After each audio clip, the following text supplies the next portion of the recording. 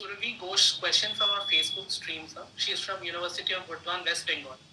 And the question is, within the purview of transformative constitutionalism, is it impossible to make the basic structure theory dynamic?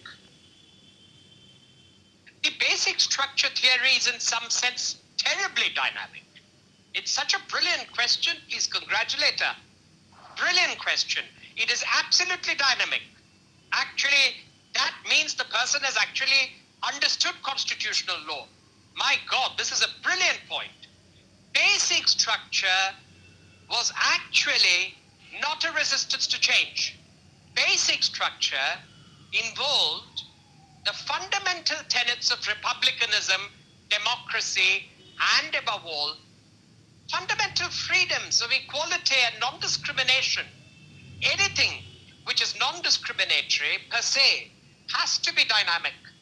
And that is why, as I said, in changing times, discrimination can be of a very different kind. Discrimination may be born out of prejudice. That is why do we say that somebody must actually act without fear or favor? Because prejudice, bias, these are what we call as the unconscious entrance into our mind. And because we lead lives as human beings, it is necessary to have some ability to have mastery over them. In fact, as you speak about it, and what what Surabi asked, there is a professor in Oxford who is actually a scholar in cultural psychiatry, and who once, in a very enlightening conversation, spoke to me about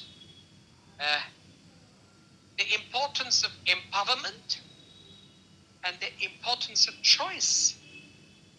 Empowerment and choice, what it can do to the mind, mental health, is so important.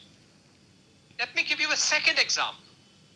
Another professor from Cambridge, again a psychiatrist, he spoke to me about the world of perceptions in our brain, our body, which actually gets all the sensory information, and then our biases, which actually translated ultimately as some form of judgments. I think basic structure is pure dynamism. It is a recipe or a prescription for living. And that is why the word structure may give some sort of a meaning which is actually at odds with the real content of those rights. That's why one must look at the rights which constitute basic structure. One must look at the words which constitute basic structure. What is the importance of republicanism? Why did we use the word republicanism in the preamble of our Constitution?